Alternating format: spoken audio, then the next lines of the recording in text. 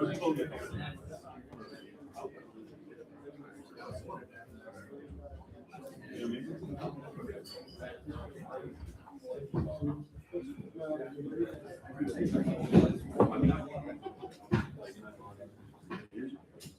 All right, everybody. Thanks for coming. My name is Cassidy Burns. I'm the owner of BPG Holdings. We do this every single month, different topics. We try to educate you guys and also give you an opportunity to meet people that are doing what you want to be doing and that you're actively doing. Today we have Felipe Ernest. We're going to be talking about going from 0 to 1,000 units in multifamily. Well, now he's got, see, he always does this. He has 2,500 units, but the 0 to 1,000 in 10 years sounds better from a marketing perspective. Right, so that's why we did that. We know you beat it. Right. But so we're gonna get to hear from him, who is actively doing in the space.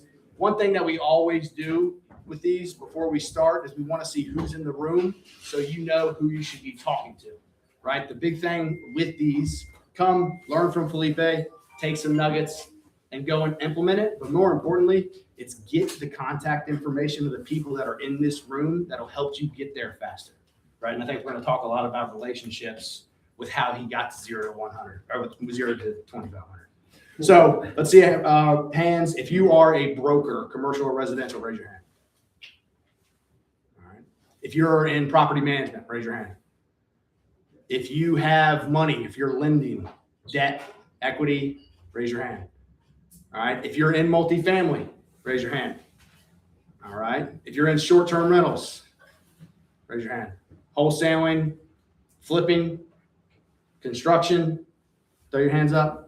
Right. So if that is somebody that you want to meet, go introduce yourself to them. We're going to do this for 30 minutes, and then we'll have the door open so you guys can go and continue to network. So thank you for coming. Let's give Felipe a round of applause. So Felipe generously comes and does this for us every quarter. Professor at Georgetown is taking a year off, right? Semester off, yeah. The semester off, and he owns 2,500 units. You want to tell him a little bit about your company, and then I'm going to get into some questions. Yeah, absolutely, guys. Thank you so much for coming. I really appreciate it. I want to make sure you guys all get my contact information. If you ever want to reach out and grab coffee or call me, I'm always happy to be a resource. And that's really why I teach at the Georgetown Master's Program, is to give back, because I get fulfillment from helping others achieve their dreams. So a little bit about me. I was born and raised in Washington, D.C. I'm a big believer in real estate being a local business, right? Locals are usually the ones that navigate the system the best. And I went to Georgetown undergrad. I did my master's at Georgetown in the real estate program, and now I'm an adjunct professor at Georgetown as well. I started investing in real estate in 2015 with a 2-unit acquisition. And then from there, everything has kind of compounded to a point where we're currently own and operate over 2,400 apartments. So my company was called Ernest Equities, and now we've rebranded. We wanted more of an institutional feel, so now we're called Capital Rock. So it's called Cap Rock, and then we rebranded our property management company to Blue Jay Property Management. So we're a fully vertically integrated property company, which means we do all the property management, asset management, construction, and maintenance in-house. So I'm a licensed broker, I'm a licensed general contractor, and I'm also a licensed property manager in DC. So yeah, that's a little bit about kind of just an overview of our company. Yeah. And before we get into vertical integration, right, that takes a long time. Let's talk about the first one, that 2-unit in 2015. Why'd you buy it? How'd you buy it? How'd you finance it? Would you buy it again? Anything? Yeah, it's funny. The first deal is not about getting rich. I would say it's really about learning. You know what I mean? It's really about kind of getting that first rep in, and people, they're lending you money. It's based on they trust you, right? Like they're really investing in you more than the asset.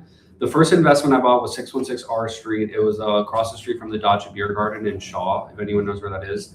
And I was driving around. My father's been a professor at Georgetown my entire life, a little more backstory. And I was driving around Georgetown with my mom one day. And I said, and she looked at me and she goes, "Hey, Felipe, we should invest in real estate." And it was something that really resonated with me. And one of the things that I really love about the real estate business is that if you are an employee or, if you have a job, right, like you get paid to work, right? Like if you're a lawyer, if you're a doctor, if you work at CVS, or 99% of the world, you work and you get paid per hour, right? Like they pay you X amount per hour, and that's how it works. You go 9 to 5 and you get paid. What I loved about the real estate model when I was thinking about it in that car ride was that rent gets paid on the first of the month, regardless of what we're doing, right? Like if I'm here with you guys, or if I'm, working my butt off, or if I'm sipping mojitos in Miami, rent is still owed on the first of the month. And I really fell in love with the business model of kind of money coming in at all times, regardless of my time. So that was kind of like the first thing that really led me to real estate, well, especially like long-term rental real estate, which is really what I do, is making sure my time and my compensation are not tied. So that was something that really kind of appealed to me early on into the business. So I'm driving around with my mom, and I looked and I said, great, I'm in. What do we do now, right? And, the main thing is obviously you need a lot of money to invest in real estate. And luckily my parents, don't believe in debt, they bought their house in 1998, back when everything in DC was dirt cheap, and they had paid off the mortgage on their house. So the original seed funding to this, and it was obviously really lucky, was that we actually put a home equity line of credit on my parents' house, and that was really kind of the seed funding. So obviously there's a tremendous amount of trust, a tremendous amount of luck, a tremendous amount of we believe in you, we're literally risking our house. And that obviously motivated me so much harder to wake up and actually perform because I had so much on the line, right? So with that, I didn't know what a cap rate was. I didn't know what an IRR was, what a pro forma was, what DSCR was, any of this. I literally started looking on Redfin, and I was like, okay, find me a 4-bedroom house in Shaw. I heard Shaw is a really hot neighborhood in 2015. So I would just start, cold calling these realtors and be like, hey, can I come? Because I was working at KPMG at the time doing management consulting as my day job. And I would tour these properties on the weekend. And eventually I was running quick math, right? I was like, all right, well, it's 6 bedrooms. So if I can rent out each bedroom for $1,500 and my expenses are this, therefore I'm profiting this much minus the mortgage that I have to pay on the line of credit is a cash on cash of X, right? So very basic back of the napkin math was how I was like, well, if I can get a 10% return on my money, I think that's a decent return, right? I was a 23-year-old kid at the time. This was, 11 years ago. And that was kind of like what the initial foray into it, because I really didn't know anything, right?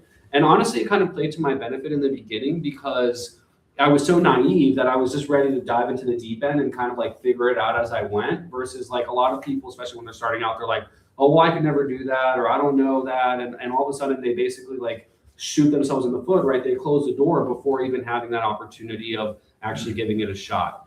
So that was kind of the first foray. And eventually, after this one realtor showed me 80 places on the weekends and I drove crazy, eventually we found a place and we ended up pulling the trigger on it. And that was kind of like the first investment that we ultimately made. And back then we were really focusing on value add, right? Was, all right, well, we go in there and renovate the kitchens and the bathrooms and put HVAC and stuff like that. If we can increase the rent, then all of a sudden the net operating income would go up, and therefore the value would go up. And the thought process was then you can refinance, pull out your equity, and then redeploy the money and kind of with the same pool of money. And I can go explain that slower, I think, later on, because I said it really quickly. And then I fell in love immediately, like with the business model after the first one. I looked at my mom and I was like, hey, do you have a maintenance guy? Can we go to Home Depot and kind of pick out flooring and stuff like that? My second investment was a 15 unit, which we'll get to. And I literally walked into Home Depot and I was like, I need 15 stainless steel refrigerators. And the lady looked at me, she's like, what? She's like, people don't come here. Yeah. And I'm like, what do you mean? Like, I'm like, I really need it. So that was kind of the first foray. And then I was doing all the property management by myself at the time too, which I still do.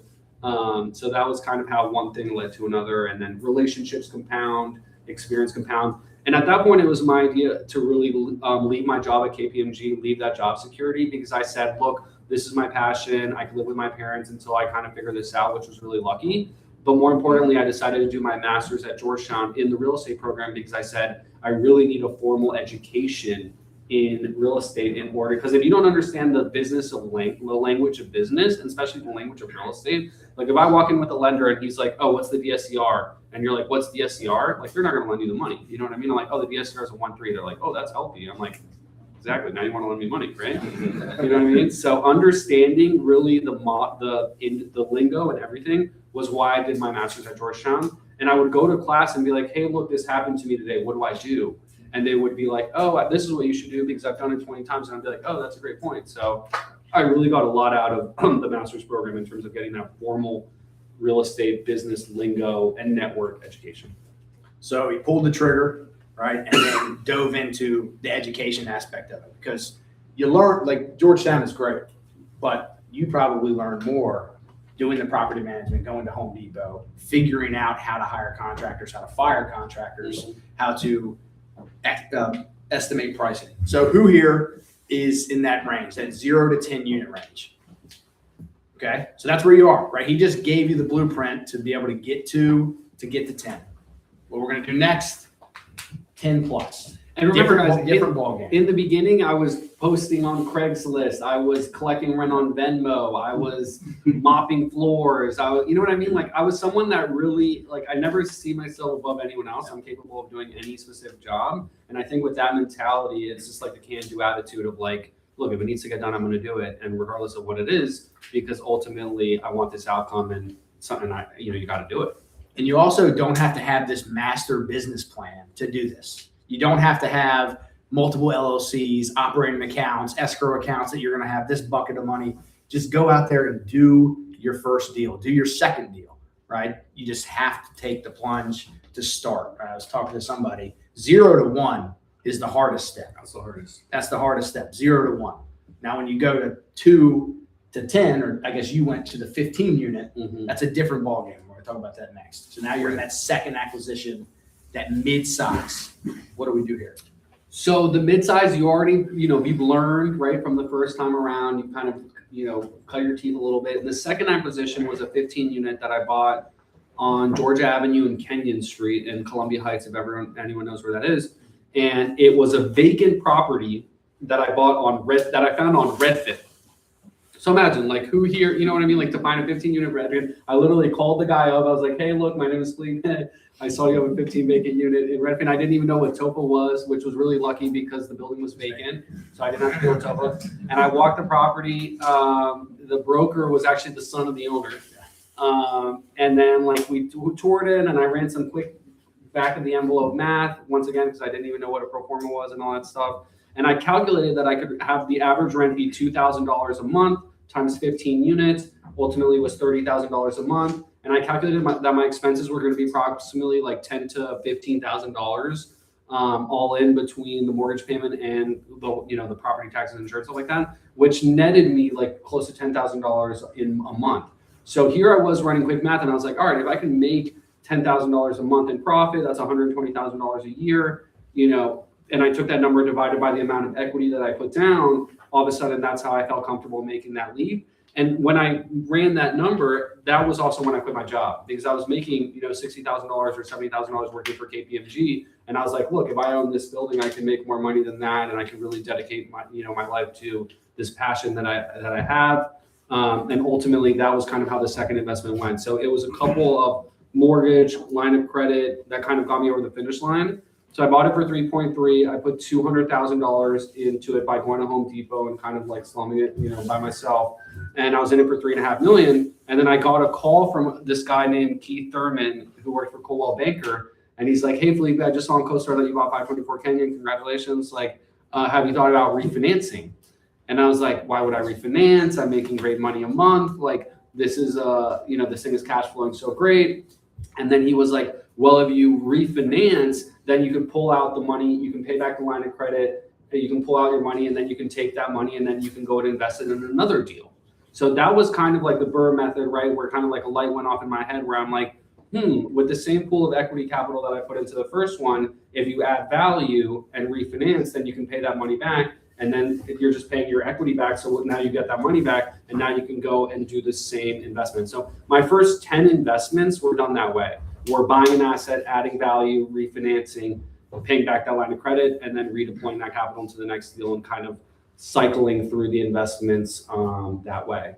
And remember, like, if a lender is willing to lend you 75% loan to value, right? So if you buy a property and a lender is willing to lend you 75%, that means they would lend you $750,000, which means that you have to bring $250,000 to the table, which is obviously a lot of money. But if you can increase the net operating income by 30%, by renovating bathrooms, adding bedrooms, whatever avenue it is, lowering the expenses by investing in low flow toilets, maybe doing solar, right? There's so many different ways that you can add value and maximize your profit. If you can get the net operating income to increase by 30%, all of a sudden the value of the building goes up by 30%. So when you refinance, a lender's going to look at that new value, right? Because now the value's gone up based on the net operating income, and they'll lend you 75% based on that new value, which allows you to pull out the equity that you're in it for the deal, right? So at that point, you're playing, we always joke, you're playing with house money, right? Like with casino money, because you have no more equity in the deal. So at that point, what's your return?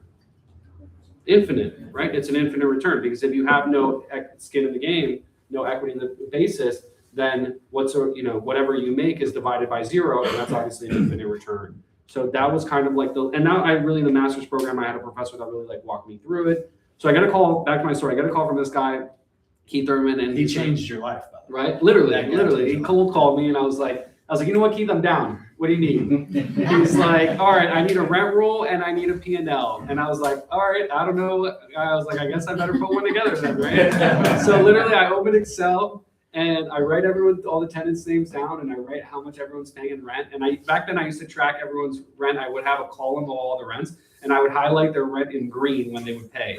So every month it would be like May, June, July, and I'd be like, all right, unit 101 paid, unit 102 paid. And it would be cool, because as we bought more properties, you would see like the list grow and grow, and it would just be like a sea of green. And the red starts. Right? And then COVID hits, and then all the red starts hitting up there. COVID hits, and everyone stops paying the red. And now the red is like massive.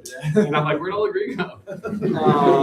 So with Keith, so I go, great, Keith, what do you need? He goes, all right, I need a rent roll and a P&L. So I literally put together the rent roll in Excel. I literally went through my bank statements and took all my expenses and put together my P&L, right? And this is something anyone can do, right? Literally, like my water bill was this, and my Home Depot expense was this, and my insurance was this, all these things. And ultimately, I got to my net operating income, right? The profit, the EBITDA in real estate.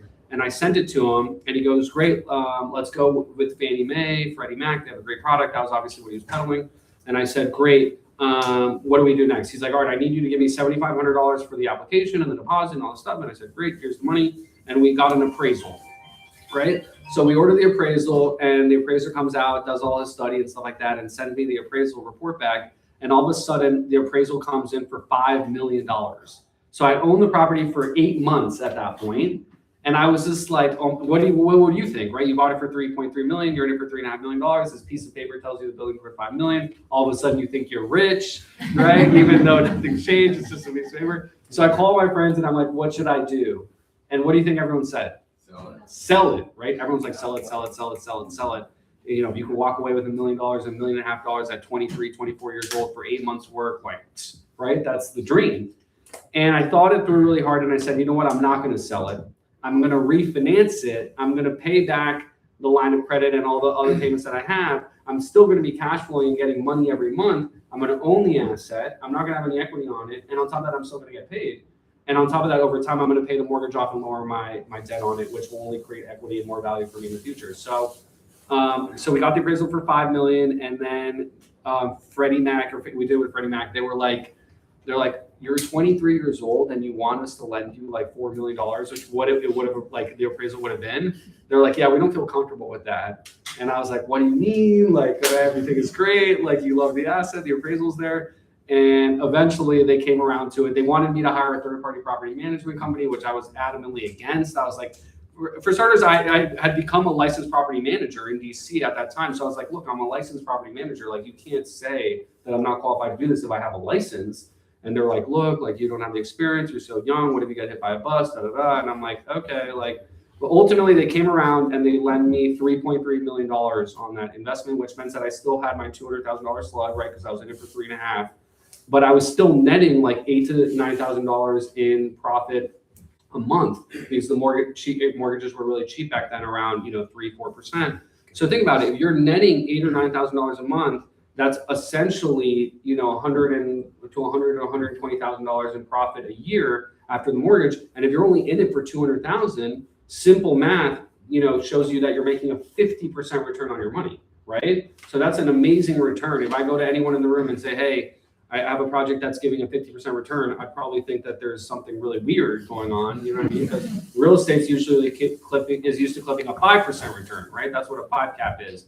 So anyone that ever tells you like there's a crazy number, there's probably something really weird behind it.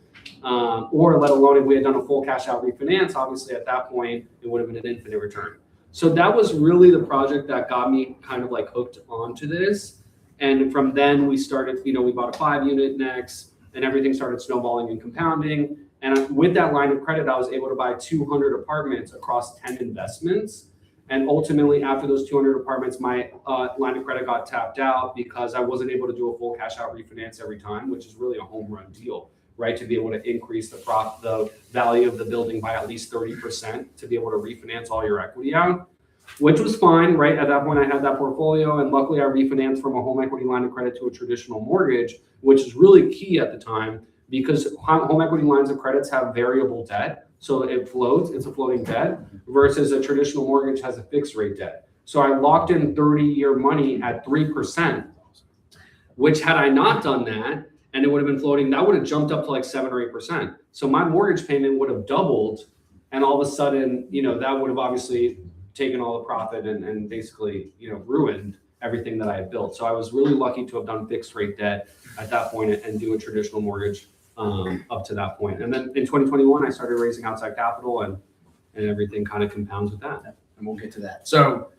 a few highlights of that. One, fixed rate debt is king, right? Because anytime you have lines of credit, HELOCs, credit cards, whatever it is, it's going to float, right? And it's very dependent on the market. It's very dependent on who's in office. There's so many outside factors that affect your investment. So anytime that you can solidify debt and have it fixed, you need to try to do it, right? That is 3%, right? So there's only a few opportunities in your lifetime that you can do that. So that's why you need to have the assets though too. Right. And then once you go from 2 to 15, there's 3 terms that you need to know in the commercial space. You said them all. Net operating income, NOI, right? That's the income that's actually being produced. Your DSCR, debt service coverage ratio. That is what all banks are going to lend to you on the property, and I'm blanking on the third one. Why is this? And cap rate. Cap rate. What is the actual value of the asset, and what is it trading at in that particular market? And remember, cap rate is your revenue minus your expenses is your net operating income, right? That's your profit before the mortgage. And everyone here gets different mortgages, right? Like I go and get a mortgage from a commercial bank versus you go get a mortgage. Like the rates are going to be different. The leverage is going to be different depending on your relationship with that bank. And their risk. And then you take that net operating income and you divide it by the purchase price. And that's what gives you the cap rate. And the cap rate is the unlevered return, right? Well, unlevered means no debt. Levered means debt. The unlevered return is the cap rate. Obviously, the higher the cap rate, the higher the return is for you. And typically the riskier the investment is. So high cap, high risk, low cap, hypothetically lower risk. Lower risk, hypothetically. Yeah. So now you're in the 15, he got to 200, right? And he used the 200 using the lines of credit, his own capital, and parents' capital, right? There's a number and there is an AUM of your portfolio that if you want to take it to the next level, you got to start raising outside money. It's inevitable. Right. So if you really want to take it now, you are doing really well at 200 units. Yeah. Right. You could probably live off of that 200 units, concentrated on paying down the debt. Exactly. So it really depends on what your life cycle of your investments are right now, where you are in your life. So you have to evaluate that. And not everybody wants to have 2,500 units. You have to build an operation and a corporation to handle that scale. Right. Some people just want to have 20 and have them fully paid off. And have every time that on the first of the month, you get to go to the beach drinking your Mai Tais and you don't have to worry about anybody and report to anyone. Right. Because once you start raising money, what comes with it? A lot of strings. Yes. And remember, you're beholden to those people now, right? Because when you don't have any investors, who's your partner? The bank, right? As long as you pay the bank off, everything is cool, right? But when you start raising outside capital, at that point, you're beholden to other people's money. This is their hard-earned money. And at that point, it comes with a lot of strings because now you have a fiduciary duty, right, to protect their capital and more importantly, to try and get them a return as outlined in the business plan.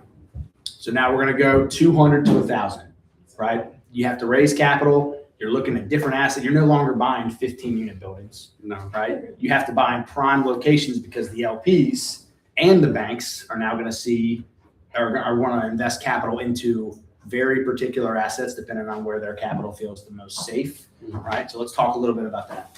Yeah, so if you're fortunate enough to kind of build your first couple deals, and I've talked to a couple people in the room here that maybe have a couple condos and single family homes.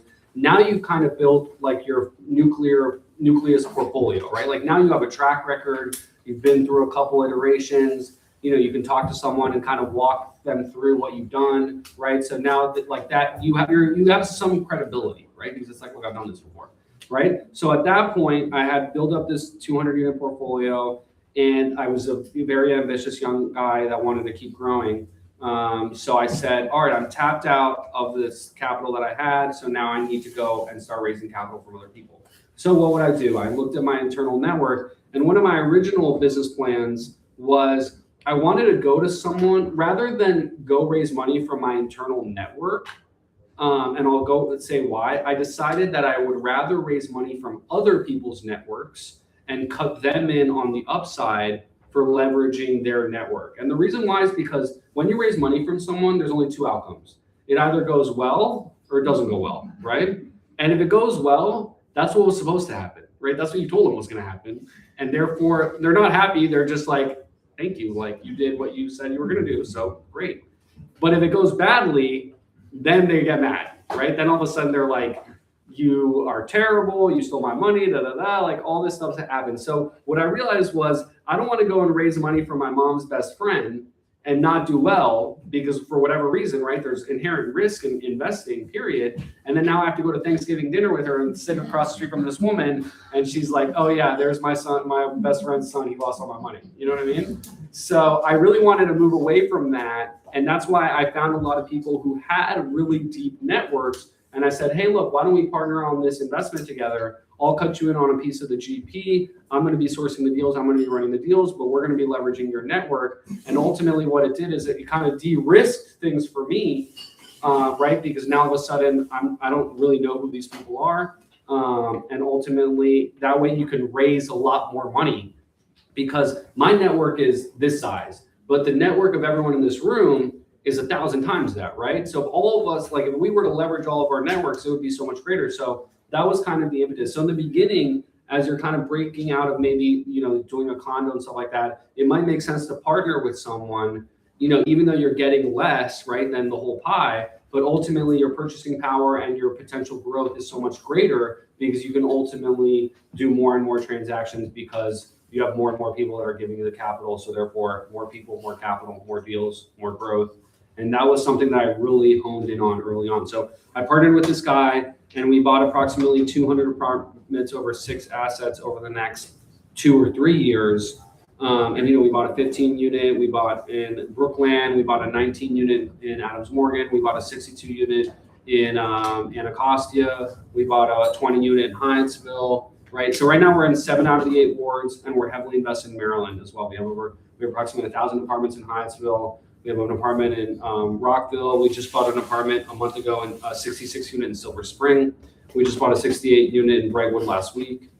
So we've been active, and the 2 deals that I last closed, we bought it at a 6.8 cap and a 7 cap on T12 numbers, on a 66 unit and a 68 unit. So that kind of unlevered return is really, really high, right? Like a 7% unlevered return is something that, especially in a DC MSA, you know what I mean? That's something that in 2021, those things were trading for 4 or 5% returns, right? So let's talk about market cycles because 2021, totally different market than 2026, but you're still growing your business. You're still acquiring people right now that are buying. And that if you're at 0 to 10 right now, or if you're trying to get from 15 to 100, or if you're at the 100 mark and you're trying to get to that 1,000, you still have to transact. If you take years off, your business is not going to grow. And then you just have operational problems that come with it, right? In this business, you have to transact to grow, right? So you have to be sourcing the proper deals. You have to be underwriting the proper deals. Talk about buying throughout those different market cycles. Yeah, I mean, that's a great question. And you have to be really attuned to the market, right? Like you have to understand kind of like what's happening. And obviously everyone that bought real estate in 2021 at the peak when interest rates are really low with 5-year debt money that's maturing now, what do you think they're doing now, right? They're licking their wounds and, they're doing a cash in, right? Because if your interest rate goes from 3.5% to 6.5% and they had lent you 75% leverage based on a 1.25 debt service coverage ratio, the rent didn't increase that much over the last 5 years. All of a sudden, you can't qualify for that loan anymore, right? So now the loan amount is less than where the old loan amount is, and that's the worst situation that you can be in because you have to write a check to get out of your existing loan, right? But what we've done really, and luckily we didn't buy that much real estate in 2021, and really we've acquired a lot in the last 24 months when the market has kind of been hitting rock bottom and we kind of rode this down peak, is I really like to have flexibility based on what the market is telling me, right? Like when I started my business in 2015, it was all about value add, right? It was, look, I want to buy this building for $1 million. I want to do X, Y, and Z, and I want it to be worth $2 million so that when I go to the bank, I can refinance and pull my money out, right? That was like a very hot topic. Since 2021 to 2026, what is all institutional capital saying? That the value add business model never left the PowerPoint, right? Never made it to the actual property, right? So they're all licking their wounds right now. So right now we're really pivoting because DC has rent control. DC has Doge, right? We lost 65,000 federal employees in the last year. We've lost population growth. So DC right now is really a no-fly zone for institutional capital, which has caused what? It's caused the buyer pool to thin.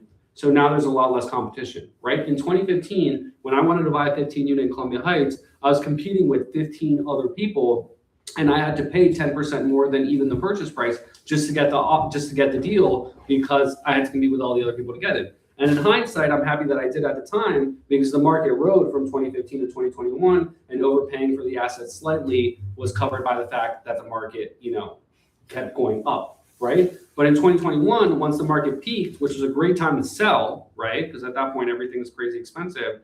And now the market goes down. If you had done the same thing at that point, obviously you're going to get caught with your pants down because it's the opposite effect of that. So now that there's no buyers and interest rates are high, and DC is a no-fly zone with Doge, with it taking 18 months to evict a tenant, with all these different things, it's causing so that people can't sell their real estate, right? Like there's not 15 people anymore that want to buy this stuff. Now there's 1 or 2 people, right? So brokers are literally calling us now and begging us literally to buy these assets because there's no one, the market is completely dry, right? And that is when you can get the best deal, right? Because when you have to compete, and Cassidy and I have to compete, and everyone in this room has to compete because we all want to buy this building, right? Like some sucker is going to pay way more than everyone else and get it, right?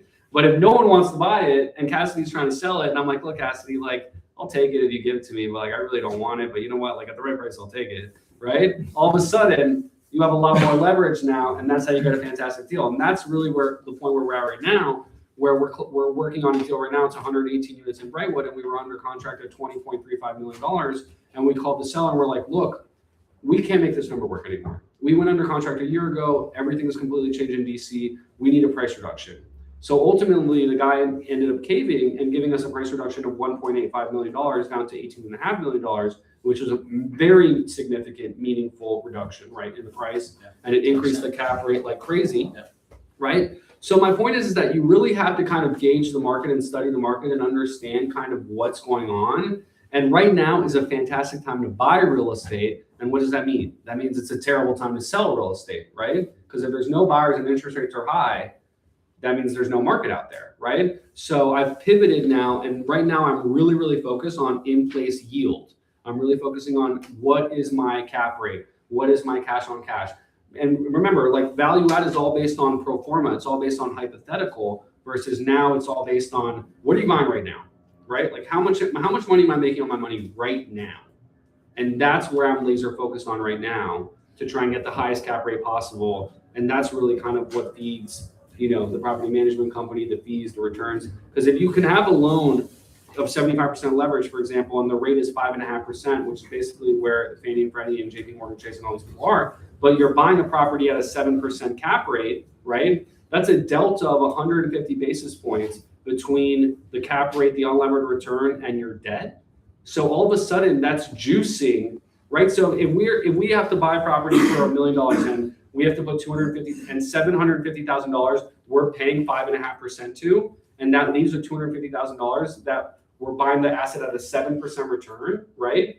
That you're only paying 5.5% for that 75%. So that's called positive leverage, right? And that positive leverage is juicing the return on that $250,000 equity slug so that you're not getting a 7% return. You're really getting like a 9% return because the delta between the 5.5% that you're paying the bank and the cap rate that you're paying for the property is ultimately translating to the equity because of positive leverage. So I know that probably sounds really complicated the way I just said it, and I apologize for that. Yeah, I but saw like, everybody's eyes yeah. just glazed over. Yeah, that sounds, yeah, but ChatGPT positive leverage, and it'll make a lot of sense. So a few points that I want to touch on. Two is one, you talked about 2021 was a great time to sell, and where people lose their asses is they made a decision like Felipe did on this 15 unit, where it's like, no, I'm going to refi and I'm going to keep it. And then they put themselves in a negative leverage position. Because they levered it all, because it was the highest value in 2021. The banks, everybody's fired up about it because it is it's worth more now than it's ever been. You can't always go to the bank and take out every single dollar. Right. You got to be smart with your debt. We talked about it. Fixed debt is king. Don't go in and just try to take all your cash to return it back to your LPs just so you look like a superhero when you're going to have to do a capital call in 5 years when your debt floats. Literally. That's where everybody got washed away. I mean, everybody right now is feeling that 2021, 2026. That's why Felipe is buying them at a discount. 5 years, because every piece of loan that you go and get in a commercial bank, they're on 5-year arms and they're adjusting right now. And your rates in 2021 were 3 and now they're 6. And when rates are 3, what do you want to do? You want to put as much duration as possible, right? You want to do 10-year money. I have one loan that's a 15-year interest-only loan at 3.4%. You know what I mean? Like, that's an incredible loan. You have a business plan built around the loan. The Right. debt is the business plan, not as much the asset. Exactly. Right. And that asset is cash flowing like crazy, right? Because the interest rate is so low and the leverage is so low, and that pays your bills, right? And then there's some other assets where I'll lever up higher, maybe 75%, and those are the ones where I pull out my money, and that's like that's like the money that you have in the bank, right? So it's like, you know, you want to be strategic about your portfolio where you don't always want to just lever to the hills and pull up as much as possible, because like Cassidy said, once rates go up, then all of a sudden you can't afford that debt anymore once it matures. But you want to be cognizant of the trade-offs between cash flow, which is the best, and one-time cash that you get from the refinance, which remember is debt-free. It's tax-free, right? Because when you take out a loan from the bank, so if you have a loan for $1 million and the value of the building goes up to $3 million and the bank lends you $2 million, you take that $2 million, what do? You pay the $1 million back from the lender. That leaves you with $1 million. That $1 million is tax-free. So you get to put that in your pocket, and you don't even have to pay taxes on it. But the issue is most people go and spend that, right? It's like they go and spend it. They don't have a capital reserve for when stuff happens. And in this business, it will happen. Right. And I think the other point too to his is that it was the market focus. He didn't go out. You see a lot of these operators that they raise a bunch of money and then they go and try to buy in Texas, and then they're buying in Florida, and then they're buying in Ohio because Ohio's got a great cash on cash return. They've never been there. Maybe they took one flight. He had an operational advantage because he had the access to the people, he had the relationships, and he already had the product in his portfolio. And I think that is the most important thing in all that. One more question before, and we'll open it up. Relationships. Mm-hmm. You've been doing it since 2015. Mm-hmm. How many deals now are you getting from the people that you've met along the way? Relationships are everything, right? Like they say, your network is your net worth, right? I'm a big believer in that. And that's something that by going to networking events like this, now all of a sudden, all of you guys are in my network, right? So I encourage you to add me on LinkedIn. And, if you're ever looking at a deal or if you ever want some advice, I'm more than happy to relay anything that I think could be valuable. But your network is so incredibly valuable. And that's why networking is so incredibly valuable. But for me, like, early on, when I started out, no one knew who I was. You know what I mean? I'd walk into a room and I'd be like, hey, like so-and-so, my name is Felipe. Like, I'm interested in this. And like, the broker would just write me off immediately. Oh, you're young. Like, you probably don't have any money. You know what I mean? And I'm like, okay, well, actually, like, I'm really interested in buying this. And then now, right, 11 years later, the brokers are calling me, begging me to buy their stuff. And now they all know me, right? And I'm like, hey, Marty, you remember me 11 years ago when you were like, nah, I'm not going to give it to you? And now you're like, please. Like, and I'm like, yeah, what now? You know what I mean? And I love Marty's agree too, but it's funny how relationships kind of compound, and with time, you gain trust. And just really, one of the things that's so important in the real estate business, especially the DC market, is really small. Like everyone knows each other, and just being a man of your word or a woman of your word and doing what you say is so incredibly important. You know what I mean? Like I'll knock on wood, I'll never give the keys back to a lender. You know what I mean? I'd rather write a check out of my own pocket until I figure it out. because that's the type of stuff that sticks around with you. You know what I mean? Like if you turn in the keys and then you want to go take out another loan, like they're going to be like, yeah, they'll be like, oh, well, what happened there? You know, oh, well, the property was in cash flow and couldn't figure it out. So like, for me, it's so important to try and like protect your reputation as much as possible. And the more I've grown, the harder it is, right? Because people, start talking about you. But relationships are so incredibly important. And by attending these types of events and networking, I used to go to a lot of BizNow events. I used to go to ULI events. I used to go to ICSC, NMHC. You know what I mean? I just put on my blazer and just with business cards, go shake hands, say, hey, this is what I'm doing. Love to meet you. What are you doing? Right? And then that's how you meet really like meeting a lot of lenders is really valuable, because a lender is lending you 75% of the money. So that's like 3/4 of getting it over the finish line, right? They're your biggest partner, right? The last 25 is the hardest, because that's, you got to get over the finish line. But having really, really good lender relationships is something that's really valuable. And for example, right now I'm doing a lot of loans with JP Morgan Chase. And I love, obviously it's the largest bank in the world, right? And I love working with them because it's a relationship. They give you great terms, right? And they'll work with you. You can call them, versus like when you go with Fannie and Freddie, like Fannie Mae and Freddie Mac is a machine. You know what I mean? Like these are the requirements that you have to hit.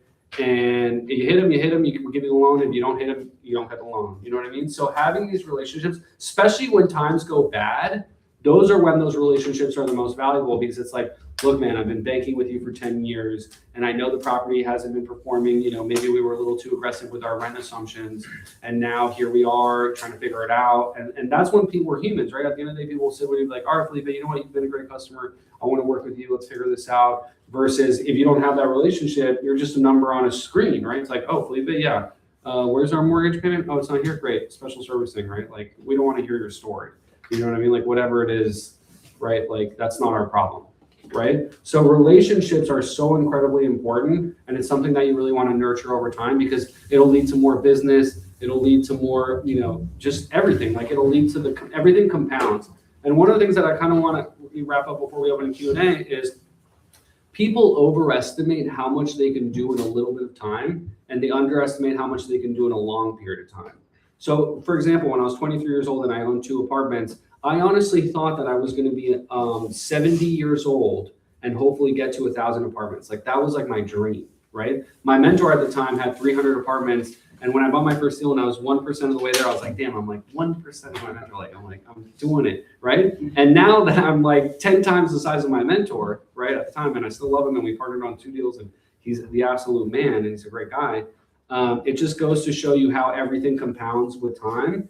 And it's something that a lot of people don't really really understand. So now that I've surpassed all my goals, now it's not about reaching like, oh, I want to get to 1,000 units. Like, getting to 2,500 units comes with 70 employees, comes with a lot of headaches, comes with a huge payroll, comes with an incredible amount of pressure, responsibility, right? I work for myself, but like, I have all these fiduciary, now we're raising institutional capital. So we have all this fiduciary duties, right? You should see the level of institutional grade reporting that we have to do. Our institutional capital audits us all the time, right? Like this is really, really, like I have 2 CPAs on payroll all the time, right? That are like legit. You know what I mean? This isn't like my Excel spreadsheet with my green dots anymore. You know what I mean? Like this is like, we can raise money from Goldman Sachs, right? At this point, because of the infrastructure that we have. So it's really important, to Gazzy's point, to kind of summarize like where it is that you're trying to get to, and kind of try and create a roadmap of how you're going to get there. And if you're like, look, I want to make $15,000 to $20,000 a month, and if I can get there, I would be incredibly comfortable, and that would be amazing. Okay, so if you need to get there, how many apartments do you have to own? All right, well, if each apartment rents for $1,500 a month, you multiply that times the amount of apartments, you backtrack the expenses, you're like, all right, well, I need to get to 50 apartments in order to get to that goal, right? But remember, more isn't always better, and more comes with a lot more work, a lot more responsibility, and a lot more complications. So I think it'd be better to kind of just forecast what it is that you want and try and build to that dream and goal, versus just be like, well, I want to do more. You know what I mean? I just want to get bigger, which was kind of my mentality early on. And now I want to be a lot more mindful, especially with what I'm buying, because I want to get really good deals right now, right? Because the market's going to turn, right? The question is when. And the key too, and like, yeah, we do the 0 to 1,000 in 10 years for the marketing, but like that's a unit count is a vanity metric. What you need to concentrate on is NOI, net Yeah. operating income. Right. How much cash do I have coming in so I can feed my family, so I can take the vacation that I want to, so I can retire my mother, whatever it is that you want to do, concentrate on the NOI, not the unit count. I'd rather have one really big door that creates a lot of income than 1,000 doors that creates the same amount of income because of the operational headaches. Or no problem. You can have less units and make more money. Correct. Right? Yeah. Cool. Let's you got it. Yeah. You got No, it. I'm good. All right. Yeah, we're good. Yeah, let's do a few questions. Raise your hand. I'll point them out. Jump. Felipe, John, jump here. I'm thinking about where not to buy. So like corridors or how far from a metro. Is there something that you truly, are there a couple things that you truly stay away from today? It's a great question. And, I'm really much so an opportunistic buyer. So I'll look at any deal within the DMV. I really don't invest outside of the Beltway. We have one deal in Rockville, but that was an anomaly and it was really a partnership.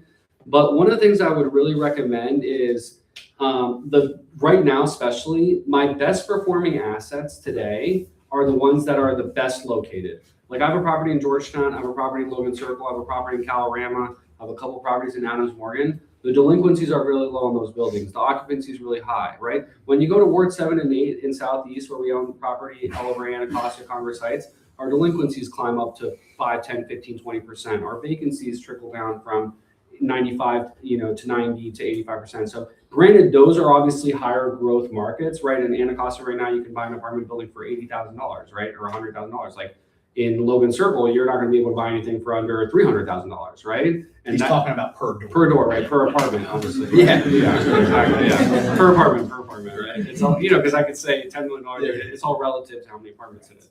So I'm less focused on like where necessarily like avoiding certain areas because I'm bullish on the whole region as a whole. But the properties that are in less core locations, like the Georgetowns of the world, I want a higher yield on those, right? And I'm accounting for more risk and more shit happening in those buildings because I know those properties are less desirable and therefore less of a safe investment. But for example, we just bought, like I mentioned, a 66 unit in Silver Spring and a 7 cap. It's a half a mile away from where the purple line will open if it ever opens. You know what I mean? So that's a 7% cap rate that I'm like, how are we getting such a great in-place yield when the Metro's right here, when Silver Spring's right here, when Bethesda's right here? You know what I mean? And I never thought that yields would get that high. So I think just be opportunistic. But so I don't like, there's no like one neighborhood that I'm like, I'm obsessed with this neighborhood right now. I'm obsessed with every neighborhood. It just, the yield needs to be right and the risk profile needs to be accounted for depending on what's actually happening in that neighborhood in real time. Because the difference between Congress Heights and Georgetown is massive. So you want to make sure that your risk profile and your return profile correlates and matches with that risk. So when you're running numbers on something that's in a higher risk area with like an 85% average vacancy or whatever you call it, you build that into what you're going to pay for the property before you purchase it? Absolutely. Assuming that margin and that difference? Absolutely. So before, right, when people were doing value add, they would be like underwriting at 95% and assuming there's going to be no bad debt. And you're like, if all this goes right, then my NOI should be up here, right? Yeah. Now it's like, look, what's the property doing today, right? All right, you're at 85% occupancy. You got another 10% who's not paying rent, right? You're everything is master metered, which means you're on the hook for all the power, right? You're on the hook for all the utilities. I'm just taking the as-is number and I'm assuming that that's what's going to happen today, because it is. And I'm assuming that's what's going to happen tomorrow, because tomorrow is tomorrow, right? It's happening right now. So before where it was way more based on like pro forma and based on like all these hypothetical things going your way. Now I've really much pivoted and I'm like, what is happening right now? Let's pay for what we think is a fair risk adjusted return now. And then if things go up, great, that's your upside. But who knows if it'll go up? You know what I mean? Can I just follow up on that? So when you're looking at how the asset's performing today and you get the information from the current owner, have you ever been in a situation where that information was wrong or inflated? Yeah, always take that stuff with a grain of salt. And, obviously that's fraud, right? Like if they're giving you information, right? And remember, brokers obviously put filters on everything and they're in the business of selling, right? They don't care. The second it transacts, they don't give a shit about you, right? Yeah, like at that point, they already made their money. So Now I have so much data that whenever because we're managing so many apartments, where we know how much it costs on every line item on our OpEx. So I know how much it costs, price per unit for water, price per Home Depot trip. So what we do is we have like a base case and then we'll compare it. And one of the things that would really kind of sketch me out with what we're talking about is if the expense ratio is really light. Like if a building is doing $100,000 in revenue a year and the expense rate and the expenses is only $20,000 a year, that would scare the hell out of me, right? Because I'd be like, dude, like you're running this at 20% expense ratio. That's something that would really scare me. And early on when I was investing, especially when I had as much data as I have, the golden rule that we kind of followed was between a 30 to a 35% expense ratio. That was kind of like, like, let me see kind of like what it is. And now it's shifted. Now we're doing 50%. Now we're underwriting everything at a 50% expense ratio. So what I would tell you is when you're looking at opportunities and you're wary of the financials, which happens especially with smaller assets, obviously on the institutional space, like you really don't see that because everything is like very much so like by the book. But if it's you and your QuickBooks file and you're like, oh yeah, I paid for that, but like it was really for my house, you know what I mean? Like, we can take that out, right? So what I would do is I would have safeguards in place with OpEx ratios that are probably more than they would have been a couple of years ago because I've been burned thinking, oh yeah, I can run it at 30% because mom and pop ran it at 30%. And I'm like, yeah, but mom and pop doesn't have 70 employees. Mom and pop doesn't have an office that they have to pay for. You know what I mean? That was them there doing Venmo and all that other stuff. And obviously if you're only running 5-10 units, you can run it really lean, right? It's you, right? But when you have a whole operation, you can't. So I would just be mindful of OpEx ratios. And right now when a broker calls me and they're like, Felipe, what are you looking for? I always say the same thing. I say, I want a 6 to a 7 cap on T12 numbers with a 50% expense ratio or higher. That's what I want, right? Don't show me something with a 25% expense ratio. And typically, it depends on the neighborhood. I don't want to pay more than $180 a door. You know what I mean? So if you come to me with like $300 a door in Brooklyn and it's a 7 cap, there's something wrong. You know what I mean? Either like it's a bunch of 4 bedrooms and the rents are way too high. Like, you know what I mean? It starts getting really wonky. So that's what I would recommend. And make sure during your due diligence that you're getting estoppels from all the tenants. Like there's so many ways, and you have to be diligent during your due diligence. It's not just, hey, I'm gonna pull some CoStar data. Get your hands dirty, walk the building at every time of the day, right? Just like be there so you can see. I know the tenant in unit number 12 is going to be a pain in the ass. Right. Is not paying the rent, right? Or they've had 5 people come in and out. Or I suspect they're a drug dealer, or whatever it is. Be diligent during the due diligence. Right? Yeah. And I want to say one more thing, and I want to get to our questions. Like, we're not in a rush, but another thing that I would strongly recommend is you can confirm the revenue, right? Like, you can look at the leases and you can look at the rent roll, and you can look at OpEx and the operating expenses. There's 2 categories that matter. It's controllable expenses and non-controllable expenses, right? What are the non-controllable expenses? Property taxes, insurance, right? Utilities with some degree, right? You can grow whatever it is. So you can have a really good idea of what the expenses are, which is really kind of what's in question when there's like wonky accounting going on. So if you can verify like 60% or 70% of the OpEx, that should give you enough comfort to move forward with the investment. And remember, like, no one's actually going to project what the price of power is going to be next year, what the water bill is going to be next month. Like, the whole point of these models and kind of putting together a financial assessment is to give you the comfort to actually pull the trigger on the thing, right? Like, once you actually close on the deal, no one actually looks at the model and says, oh, wait, how did we actually do compared to our assumption? At that point, like, we're live, baby. Like, let's, whatever's coming out from your expenses. So you can confirm the vast majority of your controllable expenses and your non-controllable expenses. And then your controllable expenses are like repairs and maintenance, right? Utilities to some degree. But for the most part, you call them insurance broker, they'll tell you what your insurance is, right? You look at the property tax record on the DC website, it'll tell you what the property tax is. So you can really confirm a lot of the numbers, and that'll get clarity. And if the OM says that the property tax is 20 grand, but you see online that it's 40, what does that tell you?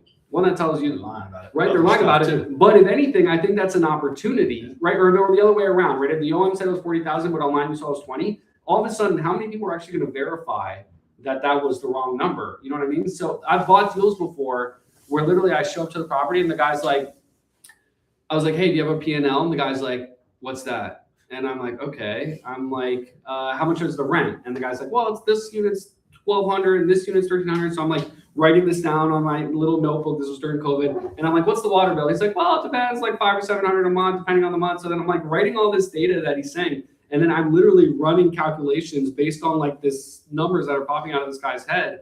And those sometimes are the best deals, right? Because they don't even know what they're sitting on, right? I bought one asset in Hyattsville for $1.6 million, and the guy bought it for $1.2 million 5 years earlier, and we literally got it to appraise for over $2.4 million a year later.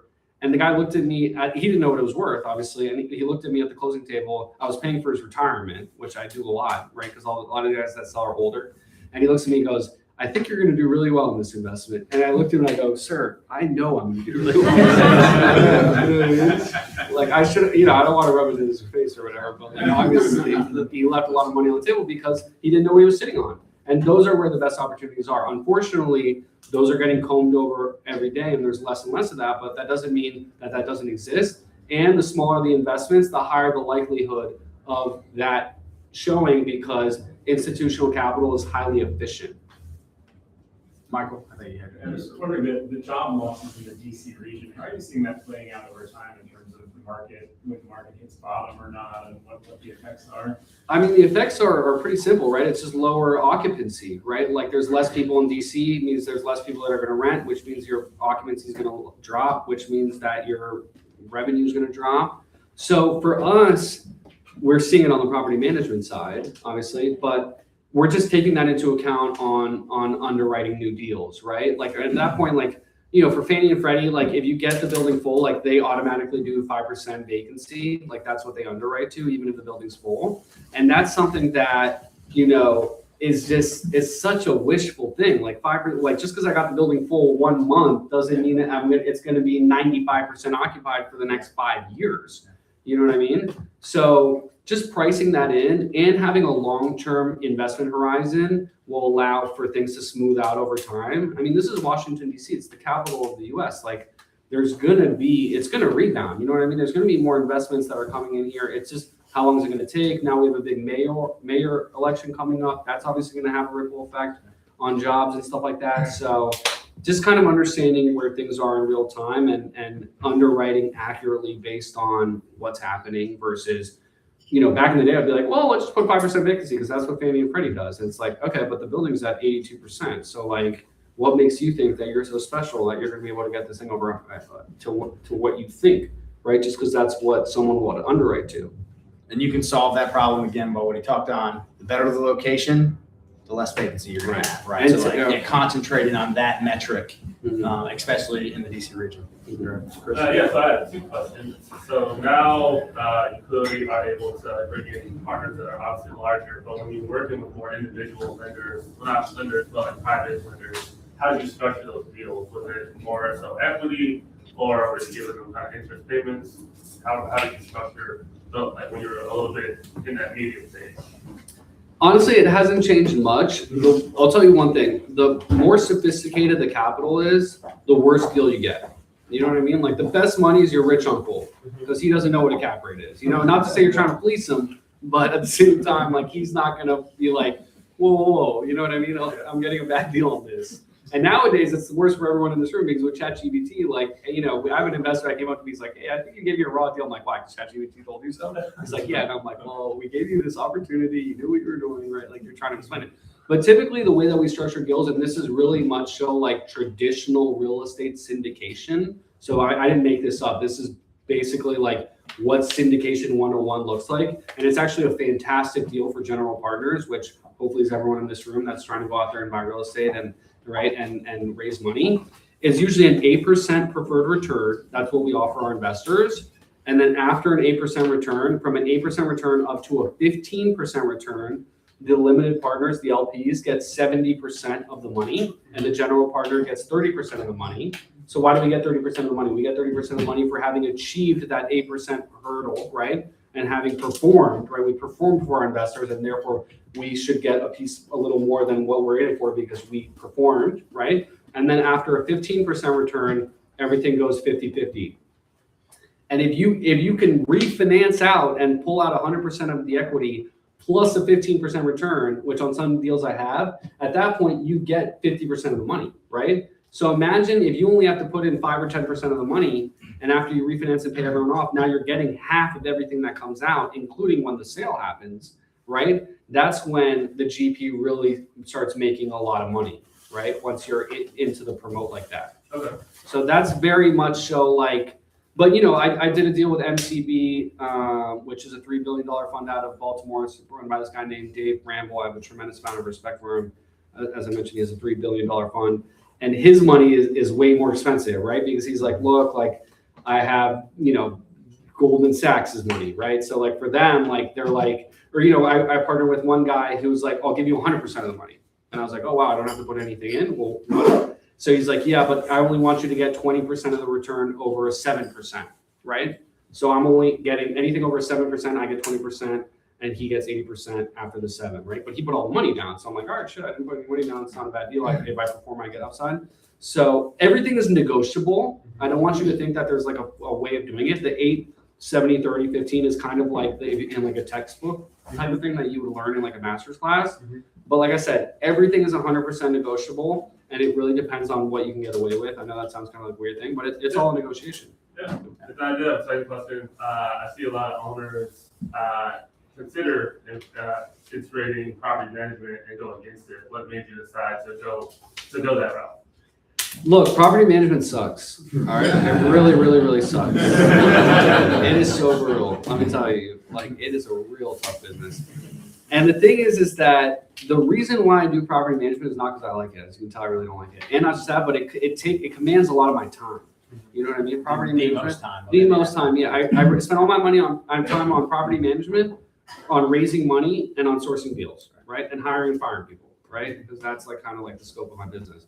But the reason why I do it really is a couple of reasons actually. One is for control, right? Like if I hire a third-party property management company, like I can't control what they do, right? They're going to hire so-and-so, and I'm kind of at the whims of whatever manager they put in my building. And if it's a good manager, it can go well. If it's a bad manager, it can't go well. So I really wanted to control. I'm kind of a control freak when it comes to, especially if I'm raising money from people and I'm like, hey, look, I think we're going to get an 8% return, but we're going to hire a third-party management company to see how it goes. You know what I mean? It's like, all right, well, like, you know, what control do you have over that? Right? At that point, I'd be like, let's just buy Apple stock, just like I can control what the CEO of Apple does. You know what I mean? So I do it really for control, because that way I have my like eyes on the ground and I really know what's happening at the property level, like on a day-to-day basis, and in the neighborhoods and in DC. Like I have a really strong pulse on what's happening in basically every neighborhood because I'm there all the time.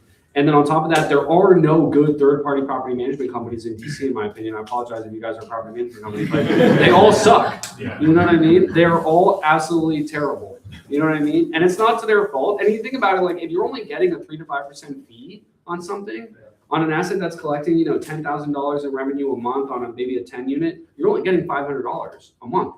You know what I mean? So to hire someone with a brain, you know, for $500 a month to actually go out there and try and like, you know what I mean? Like, it's just property management. It's the backbone of the real estate business. Like I would say, people invest millions of dollars into investments and have them operated by people making $50,000 that don't have a college education. You know what I mean? I'm like, it's such a like broken system. And if anything, we should empower and you know, property management is the lifeblood of our business. But the last reason why I do it is because I'm the general partner, which in the deals on top of the property management company, my incentives is aligned with the people that I raise money from, right? Like if I'm raising money from him and we go third-party management, what do you think the third-party property management company wants to do? They just want to milk out as much money as they can from you because that's their business, right? Like they want to take as much from you because they don't own the property, and whatever that goes in their pocket, that's their money and that's what they live on. But if I'm the GP and I'm the property management company, I actually have an incentive, right, to keep my expenses low, because then I can do a higher dividend and a higher distribution for my investors, which gets me closer to that 15% hurdle that I really want to clip, because that's really when I make my money, right? So ultimately, that's the third reason why I do it, is because when I pitch money, one, a lot of people don't feel comfortable investing in groups that don't self-manage because of the risk of just like, you know, letting some random guy or some random company manage your business or your property. But two, it's really that alignment, that incentive alignment that I have with the other LPs, knowing that I'm not robbing them, knowing that I'm really trying to keep my expenses as low as possible while hitting those dividends in order to make money myself as the general partner, which is really like, if I'm only making 5% or I'm making 50% of the GP, what do you think I'm going to be more incentivized by? Right. You know what I mean? Yeah, makes sense. Appreciate it. And the key too for that is property management's an effort business. You can insert effort to juice the returns, right? And that's really what he's saying is that if somebody's collecting 5-7%, the effort may not be there, right? But if you can have and empower your people in your office to say, hey, and some of the payment structures are based on upside for the people that actually work within our companies, you can insert effort and generate better returns for the LPs. And that's what people want, an incentive, right? Like when I worked at KPMG, guys, it was 5 o'clock and my boss would ask me to stay another 30 minutes. I'd be like, no. I'd be like, sir, no one is dying. I will be here tomorrow night. You know what I mean? Now it's my business and I'm up at 2 a.m. like freaking out about 9 things. You know, and I'm like, you know, and I go on vacation and I'm like, I asked for this. So be careful what you add, you know, be careful what you're dreaming for. Cool. All right, we're gonna wrap this up. We're late. Everybody said thank you, Felipe. Yeah. If you gotta go, but we're gonna be hanging out here, still networking, and Felipe's gotta let him go. He's got kids at the home too. So, but Yeah. thanks for coming, guys. And See you next add me month. on LinkedIn, please. That was killer as always.